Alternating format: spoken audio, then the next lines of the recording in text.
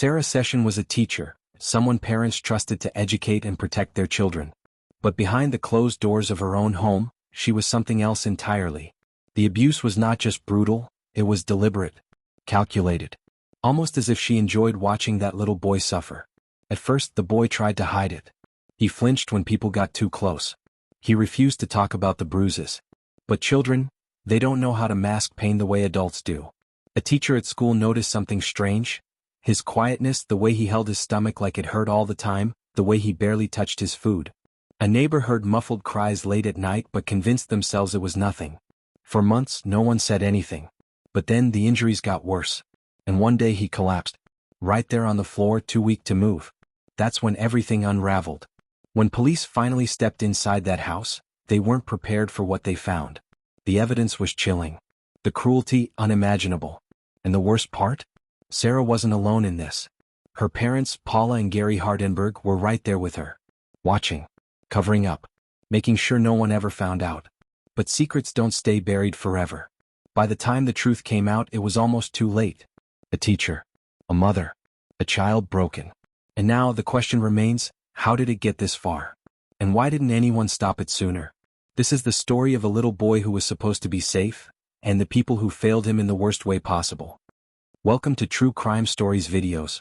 I welcome you, my viewers, and most especially my subscribers, for your support as we keep improving and bringing you daily told and untold true crime stories. Please don't forget to subscribe to this channel.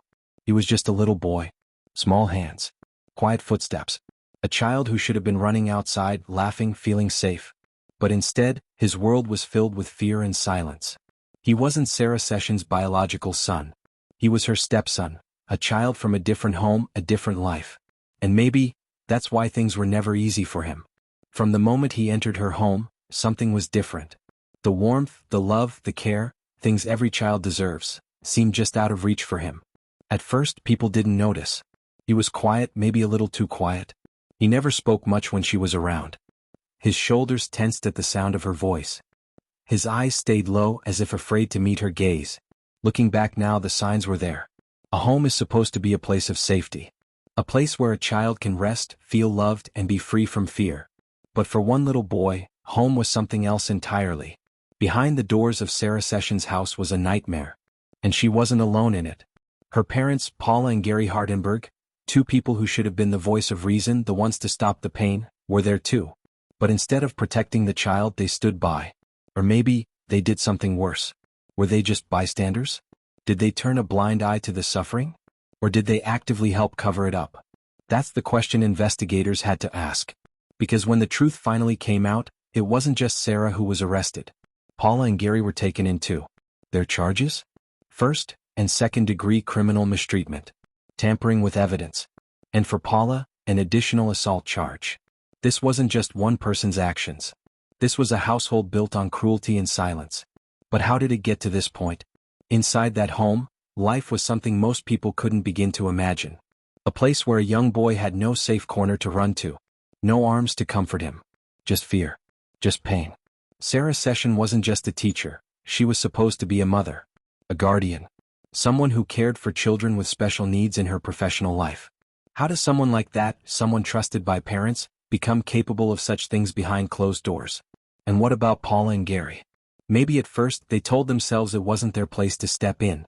Maybe they convinced themselves that what they saw wasn't as bad as it seemed. But at some point, looking away becomes just as bad as participating. Because when investigators finally pieced it all together, they realized something chilling. This wasn't a moment of anger. It wasn't a one-time mistake. This was long-term, deliberate, planned. And even worse, it was hidden. The question now is, why? Was it fear? Was it control? Or was it something even darker? As we dig deeper into this case, one thing becomes clear. This wasn't just one woman's crime. It was a family of horror. A household built on secrets. And the truth was about to be exposed.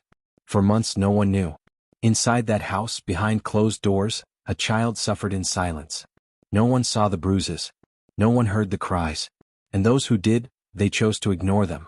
But the truth has a way of surfacing. And when it did, it started with one phone call.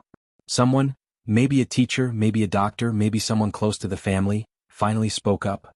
They saw something that didn't sit right. Maybe it was the way the child flinched. Maybe it was the way his eyes held a fear too deep for someone his age. When medical professionals stepped in, what they found was horrifying. The child's body told a story of suffering. The tests, the examinations, they all pointed to something no child should ever endure. The authorities had to act. But this wasn't just any case. It was complicated. There were layers of deception, walls built to keep the truth hidden. The first step? Bringing charges against Sarah Session. But then, just as quickly as they came, those charges were dropped. Not because she was innocent. Not because they didn't believe the child. But because investigators needed more. They needed a case so strong, so undeniable that no one could walk away from it. And so, the investigation stretched on. Days turned into weeks. Weeks into months. Authorities gathered evidence, spoke to experts, pieced together what had happened. It was slow. Painstaking. But every detail mattered.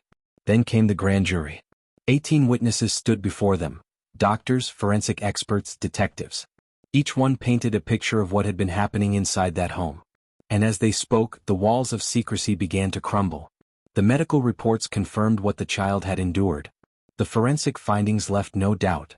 And the psychological evaluations? They told the story of a little boy who had been pushed beyond his limits. By the time it was over, the case was no longer just about Sarah Session. It was about Paula and Gary Hardenberg too. 3 people. 3 sets of hands in the destruction of a child's innocence. And now there was no escaping justice. The arrests were coming. And this time there would be no walking away. For months they had lived their lives as if nothing had happened. Sarah Session. Paula Hardenberg. Gary Hardenberg. They walked freely, carried on with their routines, while the child they had tormented was left to piece his life back together. But justice doesn't forget. And on a cold Tuesday morning, indictments were issued. The charges were serious. Criminal mistreatment. Assault. Tampering with evidence. The kind of charges that don't just go away. But when authorities went to bring them in, they were gone.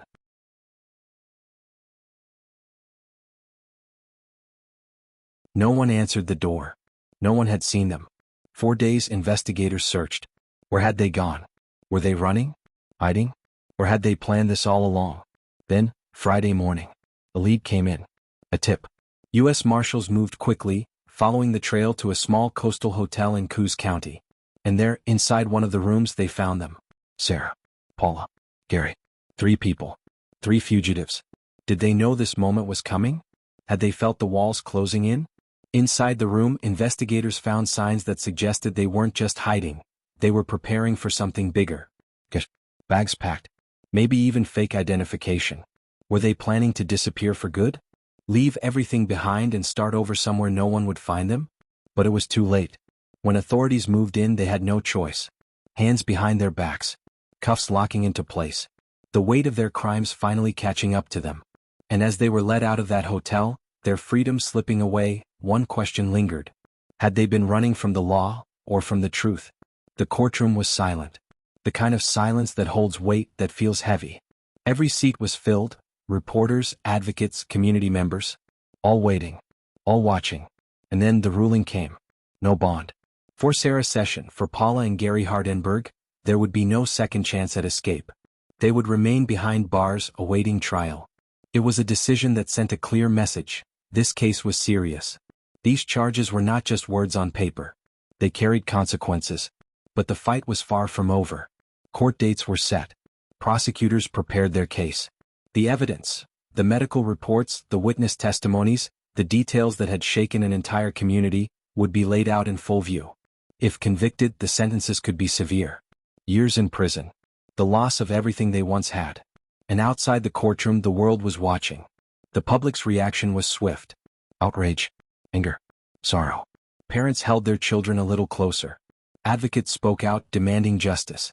How could something so horrifying happen in their own town? Law enforcement officials gave statements, assuring the community that justice would be served. Child advocacy groups called for change, for stricter laws, for better protections. This case had become more than just a legal battle. It was a wake-up call. And as the days turned to weeks, as the case moved forward, one question remained. Would justice be enough to heal the wounds left behind? Or would this case forever be a reminder of a child failed by those who should have protected him most? A child's innocence was stolen. A life forever changed. And now, a courtroom holds the power to decide, will justice be served? As the world watches, the weight of this case grows heavier. Evidence will be laid bare. Witnesses will take the stand. A jury will hear the truth, every painful detail. And in the end, a verdict will come.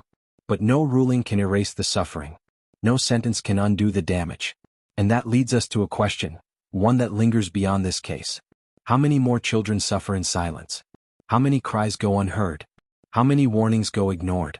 This story is not just about one child. It's about all the others, the ones still trapped, still waiting for someone to notice, someone to save them.